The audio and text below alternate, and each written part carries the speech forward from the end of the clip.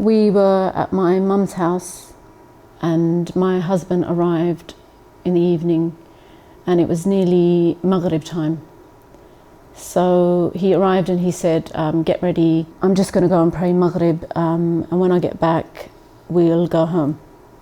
And I waited, but he never came home. I went and lay down and went to sleep. And then we woke up for Fajr.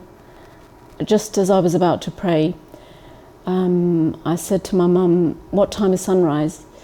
And she moved the curtains to see how much light there was. And as she moved the curtains, we saw lots of men running past the window.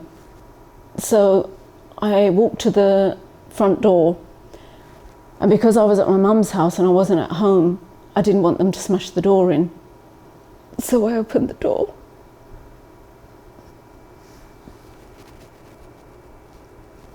They were wearing helmets. One police officer pushed me into the living room and everybody else just ran into the house and ran upstairs and ran to the back of the house. I didn't know anything at that time, nothing at all. And then they kept us in that room. All the neighbours had seen us and seen the vans parked up and down the street. We didn't know anything until we put the television on. So it was then that I realised that that's why my husband had come home. My insides wanted to scream because I knew that it meant it was going to be a long time before my husband came home. And I was pregnant with our second child. I didn't want to eat. I couldn't sleep. I was exhausted. But I just had to keep going. I avoided contact with neighbours, anyone who I thought was going to ask me any questions. I just avoided contact. I was scared of how people were going to treat us. Women, when we get married, we don't get married thinking that you're going to end up on your own. So for myself, I had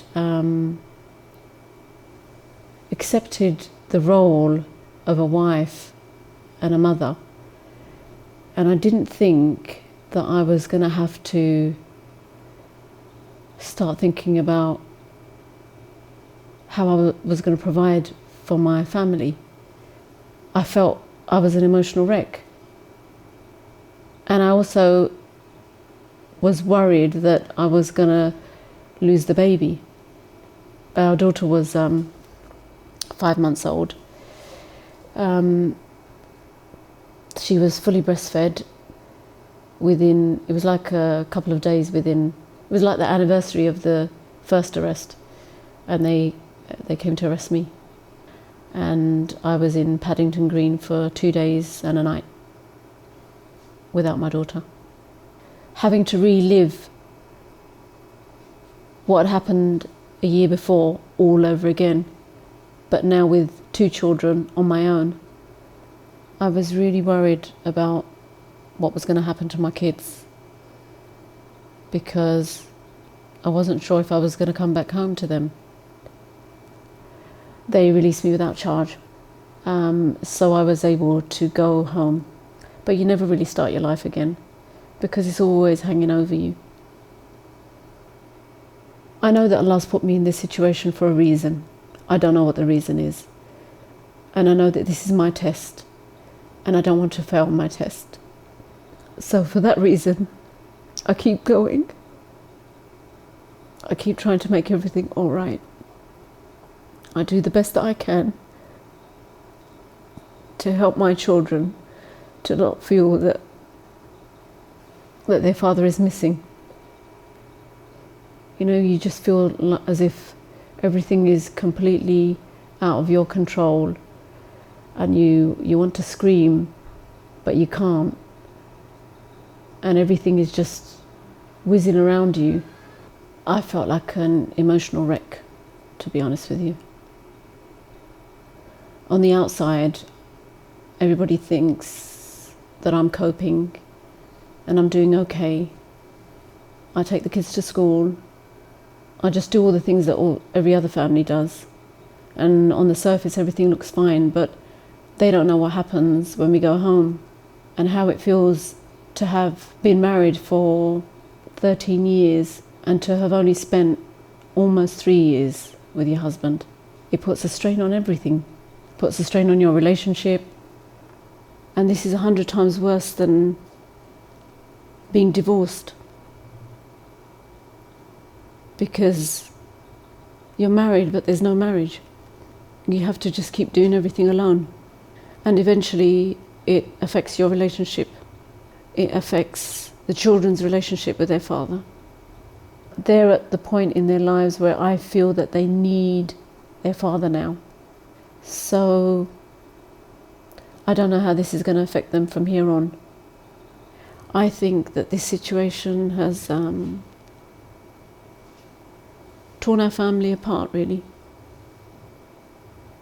And then on top of that, I had a job where it was just too much pressure. There was just way too much pressure. When there's not enough money, when you need to speak to someone, when the kids are fighting, everything is a reminder that your husband is not there. And I realised I was at breaking point.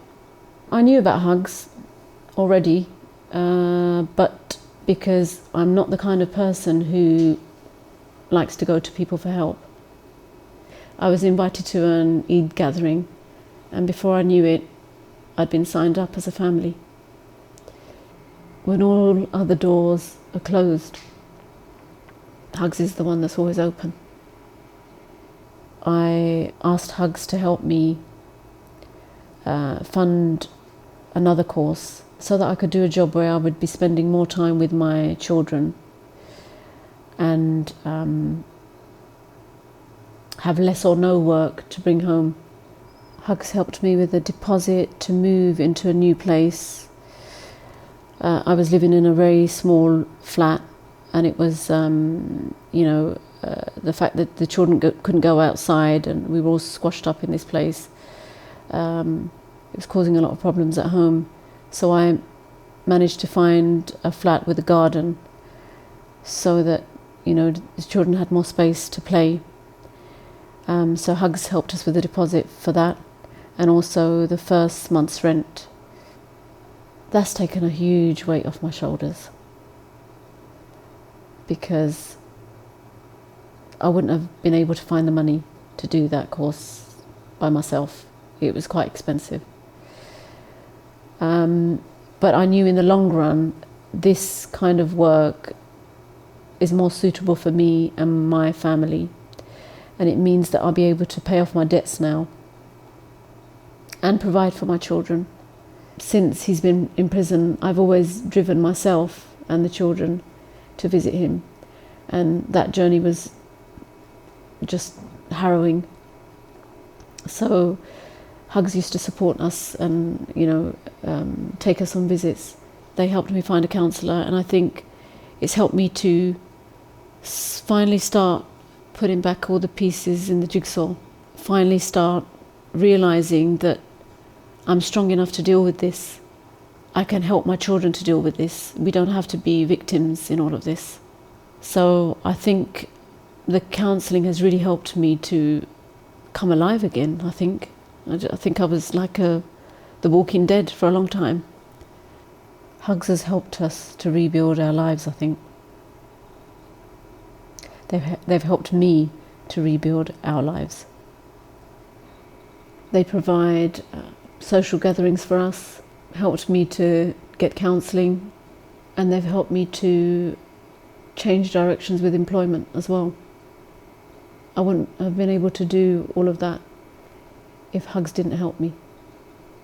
The coffee mornings in Birmingham were the best that I have ever experienced. And the reason for that was that The HUGS volunteers in Birmingham never took no for an answer. So if you said you didn't want to go, they'd come and get you. They were very, very supportive, and we always had a really nice time. Even the children really enjoyed getting together with the other families. It really was like a family atmosphere, an extended family. I feel more stable now. I feel able to cope. Thank you for being there when no one else was. Thank you for not turning me away when I needed help. And thank you for believing in me.